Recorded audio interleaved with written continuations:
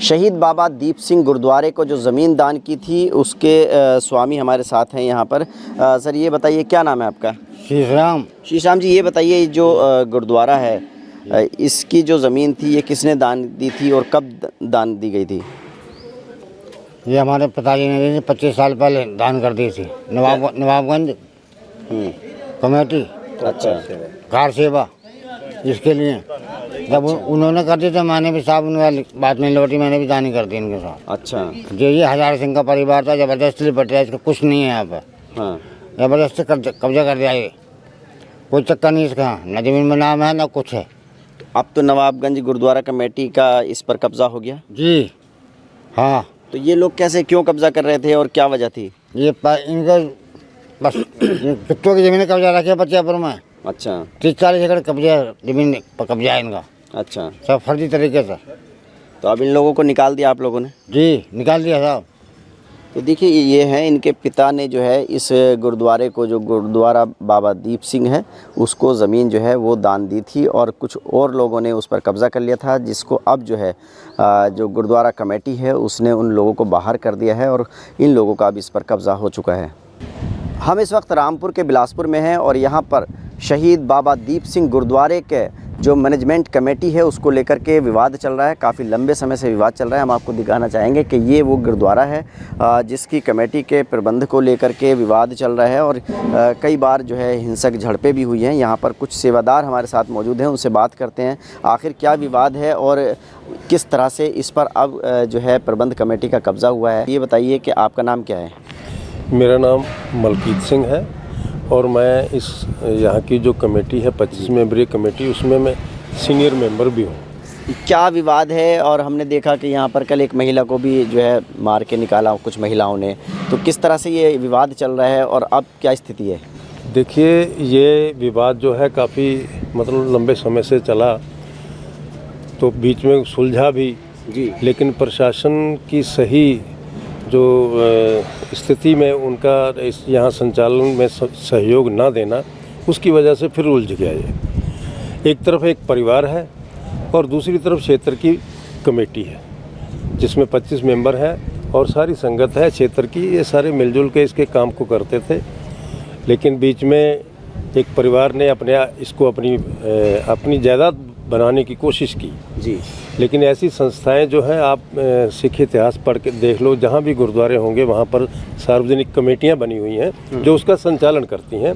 कोई भी इंडिविजुअल परिवार कोई किसी गुरुद्वारे का संचालन नहीं कर सकता। क्या वजह थी जो आप लोगों ने ज़िलाधिकारी, एसपी, ज़िला प्रशासन का नाम लिख करके फ्लैगशिप पर और चंदा इकट्ठा करने की मांग की? इसकी क्या वजह है?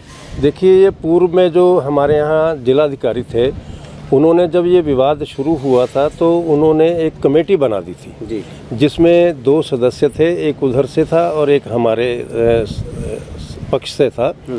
तो उनका एक जॉइंट अकाउंट खोला गया था।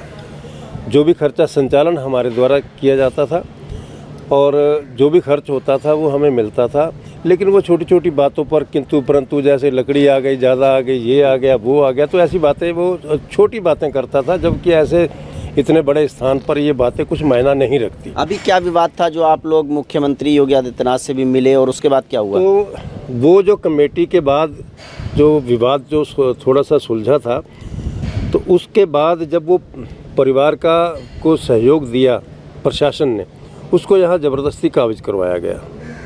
काबिज उससे पहले जो जॉइंट कमेटी बनाई, जो जॉइंट अकाउंट था, उसमें लगभग 11-12 महीने के पैसे थे, 2.5 करोड़ रुपया। और जब उस परिवार के पास चला गया दोबारा से, जब प्रशासन ने इसमें गोलमाल करना शुरू किया, तो लगभग 13-14 महीने हो गए हैं, किसी अकाउंट में पैसा नहीं है और इतनी इनकम थी यहाँ पर। अब आप अनुमान लगा लीजिए कि 11-12 महीने में अगर 2.5 करोड़ रुपया खर्चा निकाल के एकत्रित हो रहा है तो वो हमारे पास था। तो महीने का लगभग मतलब 25 लाख चंदा आ जाता है यहाँ पर? हाँ बिल्कुल, महीने में 25, हाँ इतना 20-25 के बीच में आ जाता है। तो कौन खा रहा था इस चंदे को? पता ही नहीं लग रहा था। मतलब संगत जाती थी अधिकारियों के पास, अधिकारी सुनते ही नहीं थे। हाँ देखेंगे, करेंगे, हम देख रहे हैं, कमेटी बनाएगी डीएम साहब के द्वारा, कि हम उसका पूरा उसकी जांच करते हैं, लेकिन उसकी कोई रिपोर्ट नहीं। उसके बाद फिर जब कहीं से कोई सहयोग नहीं मिला, हमारे यहाँ मंत्री जी भी हैं, वो सिख समुदाय से आते हैं, उनके बाद बड़ी बार फरियाद की गई। तो वो ये कहते हैं मैं नहीं पढ़ना चाहता, गुरुद्वारे का ये मसला है, लेकिन उनकी भी संदिग्धता हमें लिप्त इसमें नज़र आती थी। अब क्या हुआ, आप लोगों ने कब्जा ले तो लिया? फिर सीएम साहब के पास गए, उन्होंने हमारी ये उनसे मांग थी कि हमें यहाँ जिला प्रशासन से कोई भी उम्मीद नहीं है, आप किसी दूसरे ज़िले से इसकी जांच करवाइए। तो उन्होंने कमिश्नर साहब को ये जांच सौंपी। कमिश्नर साहब ने एक कमेटी बनाई, तो उसने जांच करके बिल्कुल पानी का पानी और दूध का दूध कर दिया। उन्होंने जिसका ये दूसरा परिवार जो था वो विवाद करता था, उसकी मात्र यहाँ पर चक आउट एक पौनी कनाल जगह है, और जिस ज़मीन में ये बना हुआ है वो 56 नंबर है और उनका 57 नंबर है।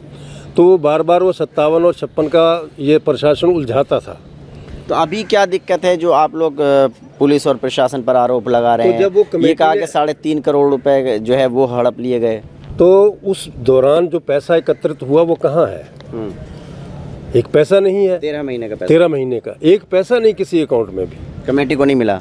कमेटी तो उस समय अलग हो गई ना, वो परिवार इन्वॉल्व हो गया।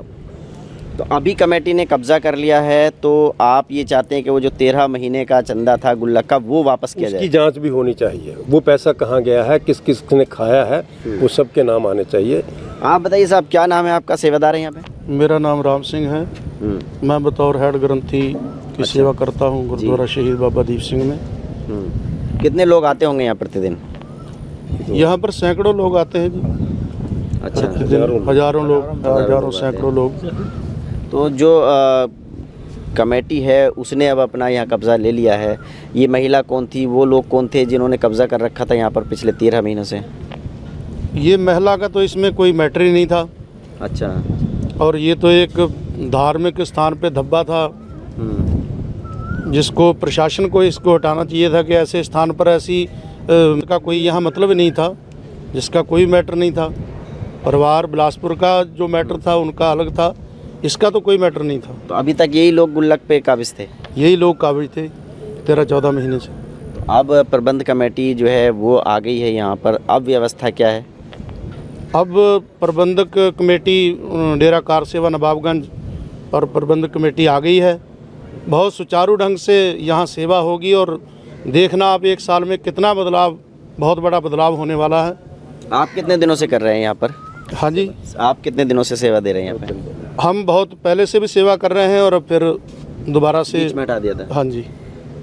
तो देखिए, ये जो गुरुद्वारा है ये हम आपको दिखाना चाहेंगे कि यहाँ पर ये नवाबगंज के करीब में है, पसियापुरा गांव का ये करीब में है, और इसकी जो मैनेजमेंट कमेटी है इसको लेकर के विवाद चल रहा था। और इन लोगों का ये कहना है कि जो 13 महीने तक मैनेजमेंट कमेटी के पास नहीं रही चाबी, तो उसका जो गुल्लक का जो चंदा आया उसका हिसाब किताब होना चाहिए। और ख़ास तौर से इन लोगों ने आरोप लगाया कि पुलिस और प्रशासन जो है वो इस पर जो है जो दूसरा पक्ष था उसको संरक्षण दे रहा था। इसी वजह से इन लोगों ने मुख्यमंत्री योगी आदित्यनाथ से गुहार लगाई थी। उसके बाद जांच हुई और अब जो है इस गुरुद्वारे पर मैनेजमेंट कमेटी ने अपना कब्ज़ा कर लिया है।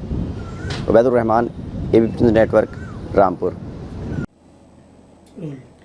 लखविंदर जी, ये बताइए, जो गुरुद्वारे के विवाद को लेकर के आप लोगों ने प्रशासन के खिलाफ एक फ्लैक्सी लगाई, मीटिंग की, क्या पूरा मामला है, विवाद क्या है, और क्यों आप लोग पुलिस और प्रशासन के खिलाफ इस तरह की फ्लैक्सी लगा करके चंदा इकट्ठा करने की बात करें?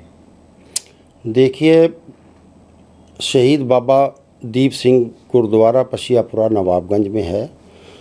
वहाँ एक विवाद, एक व्यक्तिगत परिवार और एक संगत में विवाद था।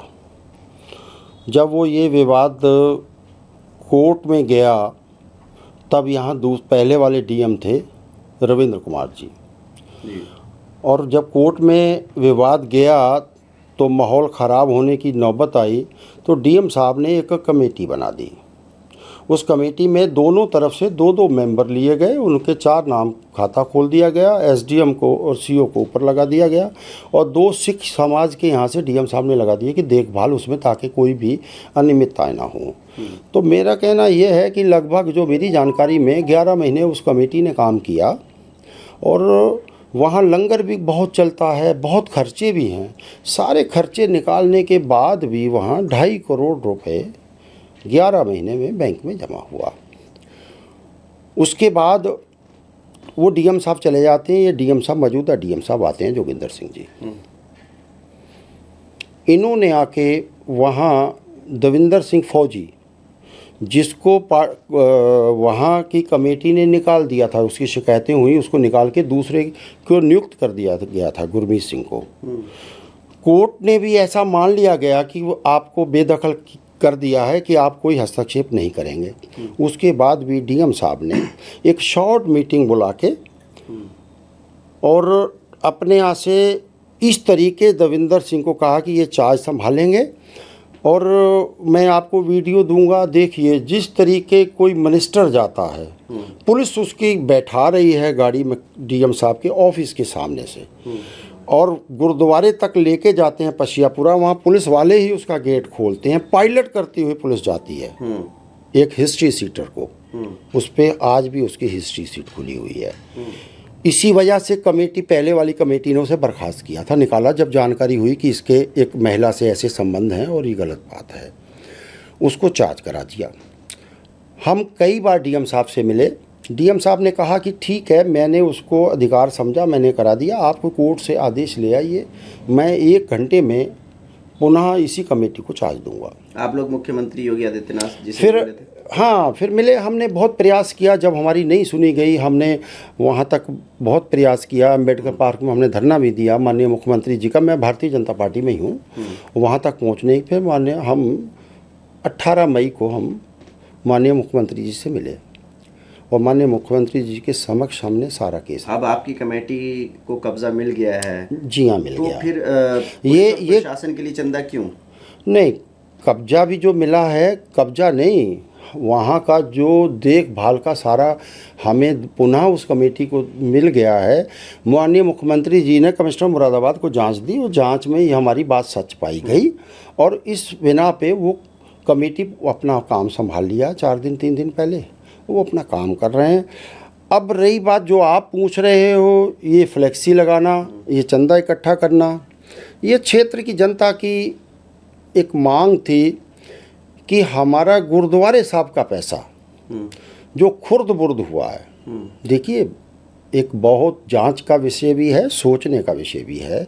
11 महीने में सारे खर्चे के बाद 2.5 करोड़ रुपये बचता है और अब 13 महीने से ऊपर हो चुके हैं, 13-14 महीने हो चुके हैं। कितना होगा वो? लगभग 3 करोड़ से ऊपर रुपया होना चाहिए। कहाँ गया? 1 रुपया भी नहीं है। हमने तो हैं, किसने ले लिया भाई? वो तो डीएम साहब जाने जिसको चार्ज दिलवाया। और अब दविंदर फौजी इनसे नाराज होके अलग हो गया है। अब उसका जो बताना है उसका तो अजीब बताना है। पैरों के नीचे मिट्टी निकल गई है सुन के किस किस को जाता था, कितना कितना जाता था। तो हम तो ये पूछते हैं किसको जाता? अब देखिए, अब मुझसे मत कहलवाइए। ये महिला कौन थी जिसको महिलाओं ने धक्के मार के निकाला है? ये महिला वो है दविंदर फौजी के साथ जिसके जिस टाइप के भी संबंध थे, जो इतराज़ था। मैंने अपने यहाँ, हमने अधिकारियों से बतेरा कहा है कि उस महिला को, क्योंकि दविंदर फौजी इनका आपस में चाबी को लेकर दविंदर सिंह फौजी जो पिछले 2 हफ्ते पहले घायल भी हुए थे, अब कहाँ है? क्या उनके खिलाफ मुकदमा है? क्या पुलिस उनकी तरफ? हाँ, दोनों के खिलाफ मुकदमा का है। दविंदर फौजी के खिलाफ भी मुकदमा कायम हुआ और उस महिला के खिलाफ भी। तो चाहते क्या हैं आप लोग? नहीं, हम लोग अब क्या चाहते हैं? हम तो कुछ नहीं चाहते। अब सुचारू रूप से काम चल रहा है, हम तो नहीं चाहते कुछ भी। अब जो फ्लेक्सी लगाई है वो फ्लेक्सी का हिसाब भाई, वो चंदा तो देखिए, अब ऐसा ना, अगर कमेटी को तंग किया जाएगा फिर प्रशासन तंग करता है। भाई 13-14 महीने भाई डीएम साहब ने, यहाँ के प्रशासन ने ही तो ये नहीं, कमेटी को नहीं बैठने दिया, नजायज नहीं बैठने दिया। तो क्या इस गुरुद्वारे से हर महीने लगभग 25 लाख रुपए आता है? भाई आप हिसाब लगा लीजिए, काफ़ी खर्चा है। खर्चे के बाद जब 11 महीने में 2.5 करोड़ रुपए इकट्ठा हुआ बैंक में, तो हिसाब लगा लीजिए 30 लाख रुपए महीने से कम का तो नहीं होगा, ज़्यादा ही होगा।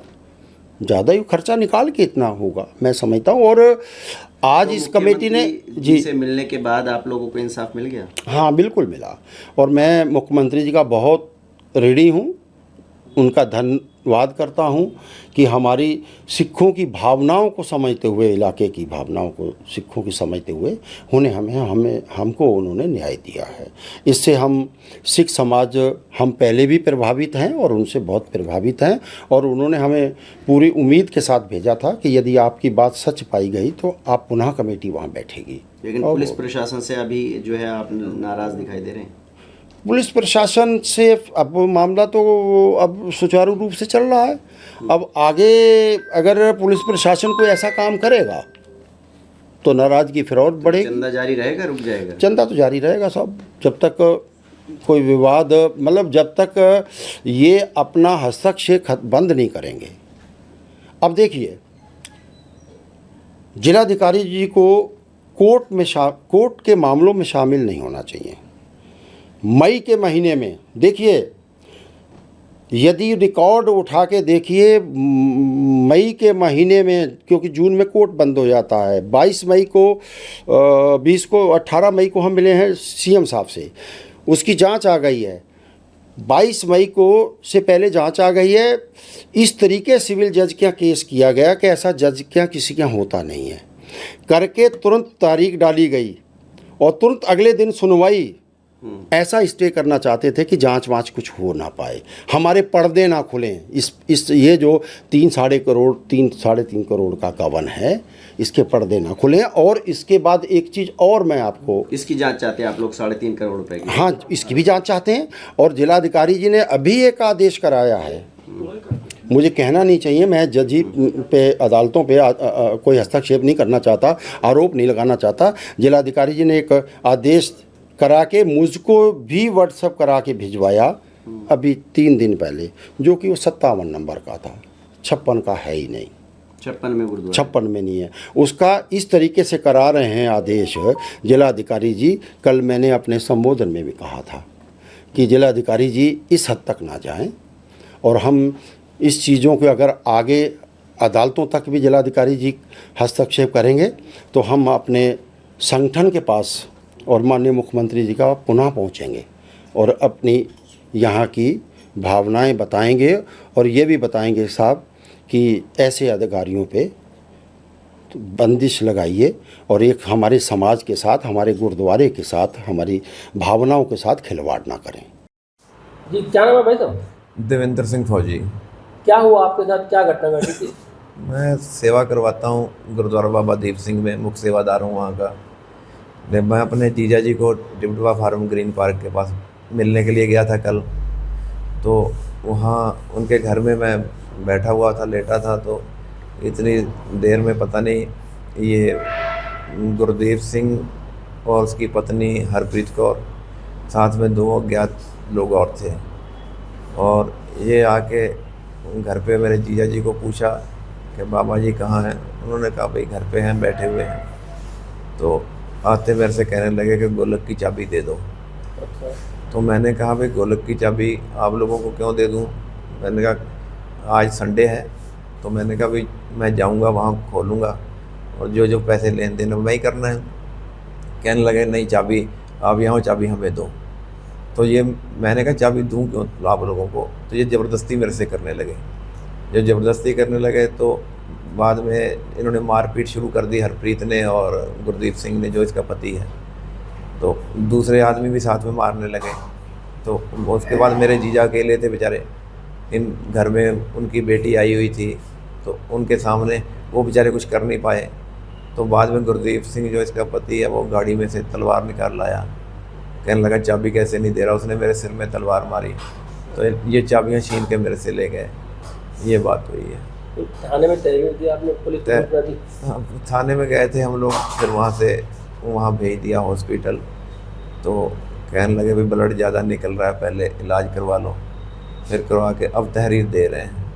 अच्छा। हाँ। तो ये कौन लोग थे जिन्होंने हमला किया? ये गुरुद्वारे में ही रहते थे, मेरे साथ सेवा करते थे वहाँ।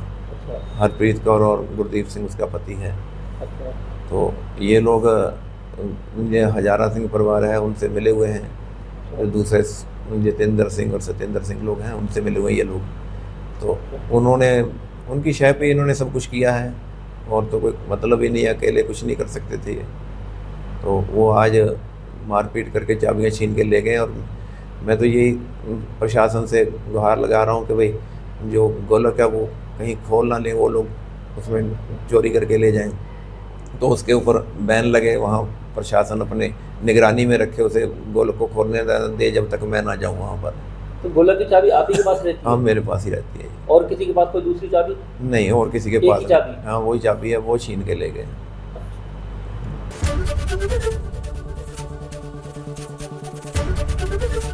एबीपी गंगा, खबर आपकी, जुबान आपकी।